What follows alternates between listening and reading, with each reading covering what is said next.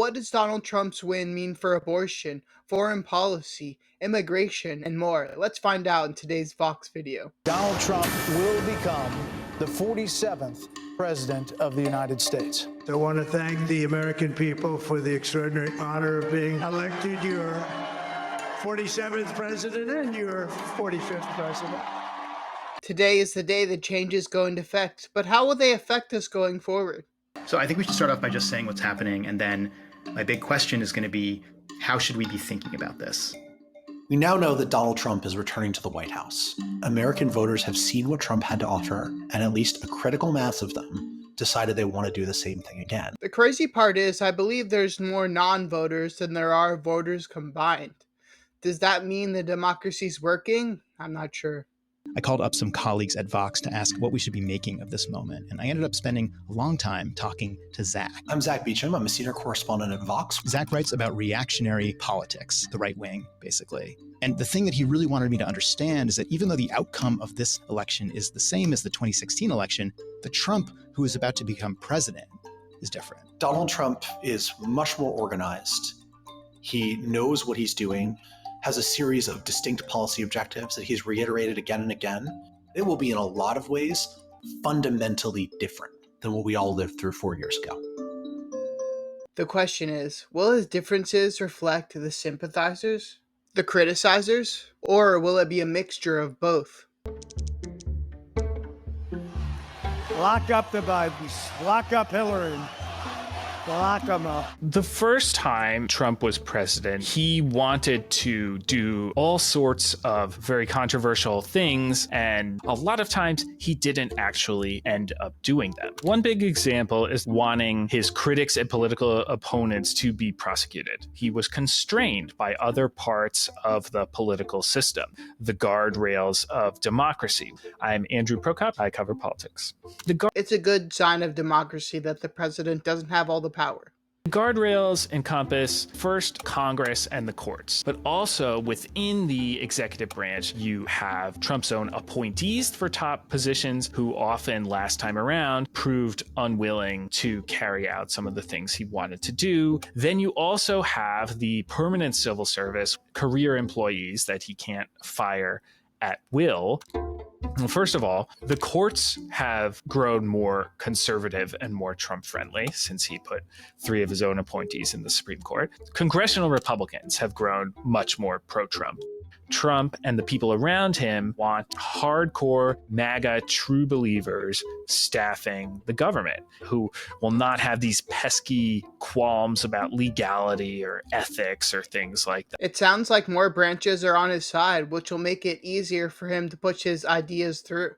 And his constituents and appointees will definitely have a factor in that.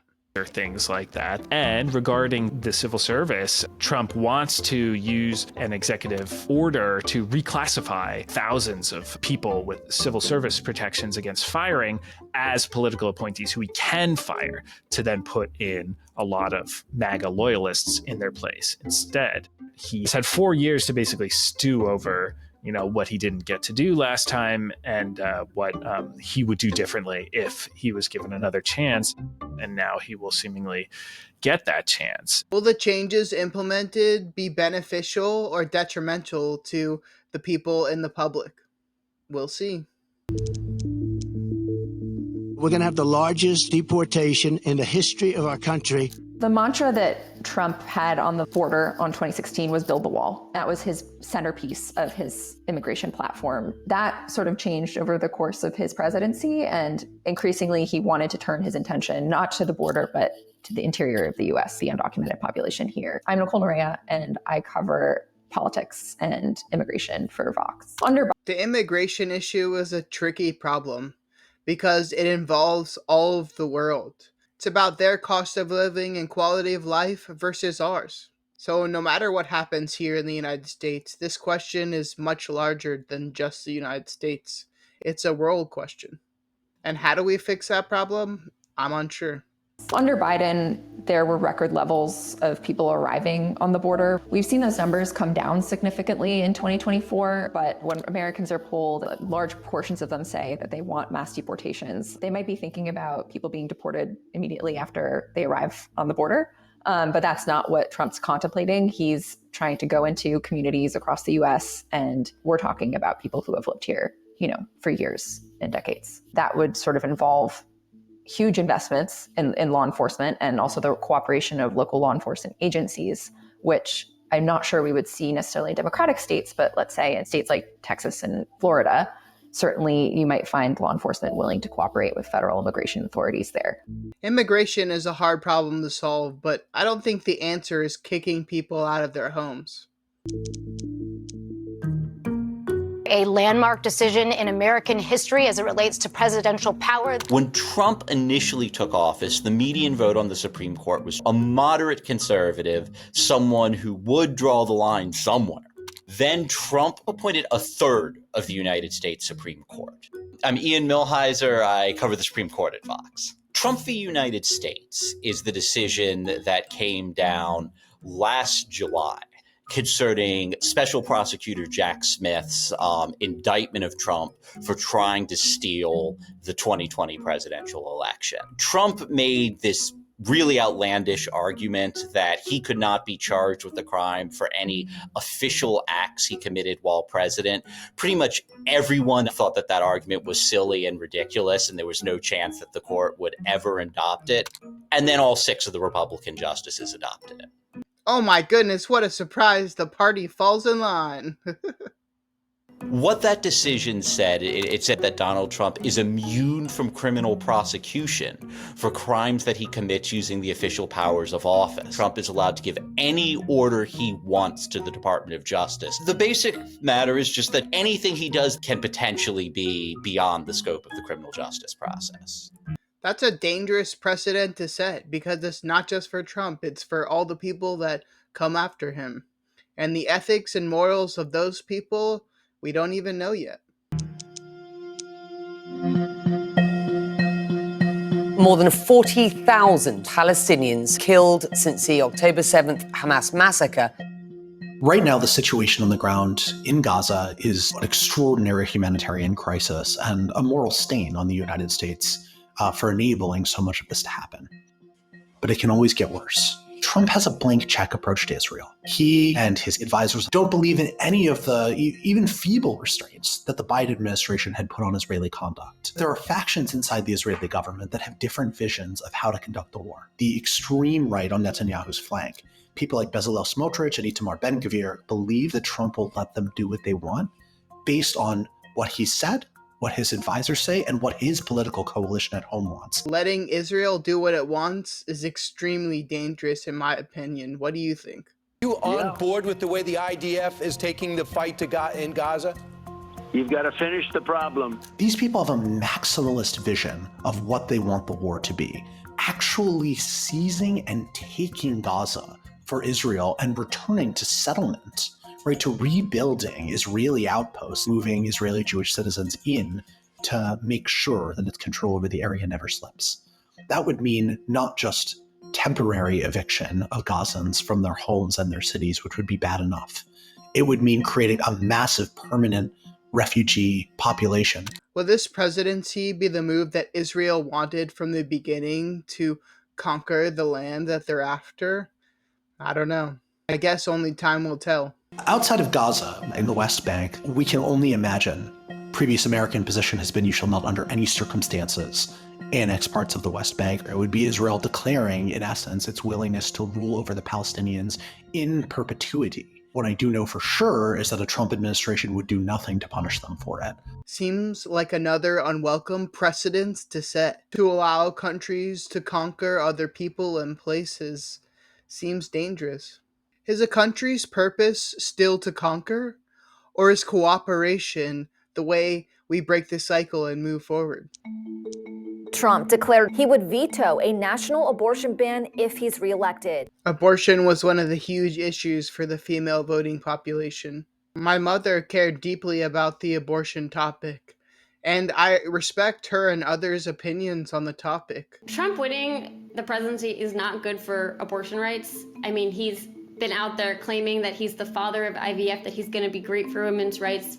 but he surrounds himself with lots of people who absolutely, do not have that as their goal. I'm Rachel Cohen. I cover social policy at Vox, and I've been really focused on abortion rights for the last 2.5 years since Roe was overturned.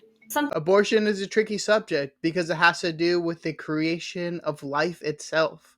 I'm glad that Rachel's here to explain it to us. Something that has been confusing for voters is that I don't think we're going to see a federal ban coming out of Congress. The biggest way that Trump could, I think, use his executive power to restrict abortion rights is to push for the enforcement of the Comstock Act on the federal level. The Comstock Act was this law passed in 1873, and among other things, it banned mailing anything associated with abortion. When the Supreme Court legalized abortion nationwide, the Comstock Act was rendered moot. It didn't matter anymore, but Congress never actually repealed it. Now that Roe has been overturned, you have a bunch of conservatives, including J.D. Vance, who are saying now is the time actually to enforce this zombie law that's been on the books for decades that people forgot about, and we should ban anything associated with abortion from being sent in the mail. So that could include not only abortion pills, which are used in the majority of abortions in the US, but it could also mean any medical equipment associated with, surgical abortion, like dilators or speculums. That would effectively mean a nationwide ban on abortion. The government declaring what can happen based on people's bodily health seems dystopian to me. It's also weird that a man is advocating for something that impedes women's rights. My stance is always more choice in all situations should always be upheld, and anything that impedes on more choices is tricky. And we want a more open and global society, right? Some might say it's economic nationalism. I call it common sense. The thing about tariffs is that the president has a lot of unilateral authority to impose them without Congress's will. I'm Eric Levitz, and I write about politics and policy. But tariffs are what alarms me the most. Taxes on good means the prices of good goes higher, meaning more inflation, and I think it's going to lead to a recession. My theory is that they're buttering him up with all the successes right now, like with TikTok just being banned and then the Trump administration bringing it back and saying they'll pardon any website that hosts the service. In the beginning, they're building him up, because I believe the rest of the presidency, due to recession, is going to be a bumpy ride. Tariff is basically a tax on an imported good. Usually the producer passes on the cost of that tax to consumers by charging higher prices to compensate for the tax. Trump's signature proposal on tariffs in the 2024 campaign was a 10% tariff on all foreign imports, regardless of what country they come from, and regardless of what kind of good it is, which includes things that the United States cannot possibly produce. There's no tax that you can put on foreign coffee beans that will make it possible to grow them in New England. Higher taxes on coffee seems a lot like higher taxes on tea. And what did we do last time there was high taxes on tea? I don't know. I don't remember. Why don't you tell me? The general consensus from economists is that this is going to significantly increase prices for Americans, as well as actually potentially undermining American manufacturing. I think that in general, voters tend to be sympathetic to any protectionist trade policy, but I think that in practice, as we've seen in the Biden years, voters are very sensitive to increases in consumer prices. On the other hand, though, this is something that Trump really genuinely seems to believe and hold as a core economic principle, really since the late 1980s. We let Japan come in and dump everything right into our markets and everything. It's not free trade. Put a 25% tax on products that come into the United States. So that means that Trump plausibly could enact this tariff even if a majority of Republicans in Congress do not want him to. Billionaire business oligarchs running the United States of America? What could go wrong? What could go right? It's time to put the divisions of the past 4 years behind us. It's time to unite. And we're going to try. We have to try. In any democratic system of government, you need nonpartisan civil servants whose job it is to follow and implement the law. A lot of that stuff is technical, from National Parks Administration to the way the Defense Department is run, to the way that we protect and store our nuclear weapons. Trump doesn't like this. Neutral rules of governance obstruct his ability to govern like a kind of machine politician who uses government as a tool of rewarding his friends and punishing his enemies. That's why he hates what he calls the deep state. Demolish the deep state. Obliterate the deep state. Dismantle the deep state. We could be in a world where very swiftly, because there are no legislative guardrails against this, what if the IRS is now a fully political agency and audits start coming in along political lines? Businesses or media organizations that are critical of Trump start being harassed using the tax code as a means of punishing them. More political gunmen agencies to be pointed wherever Trump sees fit doesn't seem like the way forward. Last time, a lot of Trump's policies were not implemented. Will this time be different with more strategic implementation? What will be the impact that this implementation has on the collective of the United States? The people, including myself, are eager to find out. Think about everything that you rely on government to do. And now imagine those tasks being bent towards political ends. Donald Trump is going to be the next president of the United States again. And this time around, will make the first time look like child's play. Child's play that's fun, creative, and imaginative? Or child's play that's manipulative and destructive? Find out in the next season of America, the Trump edition. If you liked that video, make sure to comment, like, and subscribe, and I'll see you in the next one.